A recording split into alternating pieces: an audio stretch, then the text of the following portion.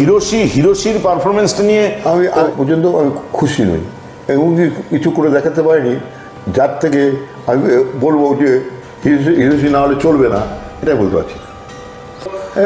আমি বিদেশি প্লেয়ারদের উপর ভরসা করে চোখ বন্ধ করে ভরসা করে বেশি ডুবছে। আমি ওদের উপর ভরসা করতে বারণ করছি না, কিন্তু একটা অভিজ্ঞ এবং তারুণ্য এই সংমিশ্রণটা হওয়া দরকার। এই যে হিরোশি এখন আমার কোনো প্রয়োজন নেই, কারণ এখন পর্যন্ত ও ফিট না। ক্রেসপোকে হাফ টাইম তারপরে চেঞ্জ করে নামানো, বিষ্ণুকে, টিকে, সায়নকে, এদের গতিকে ব্যবহার করা হলো। ভালো খেলা আর ম্যাচ বার করা দুটো ফারাক আছে। কোচিংটা উনি করছেন, ওনাকে ভাবতে হবে, কারণ ইস্টবেঙ্গল ক্লাব হারলে ওনার দুঃখ নিশ্চয়ই হয়, ওনাদের বেশি দুঃখ আমাদের হয়।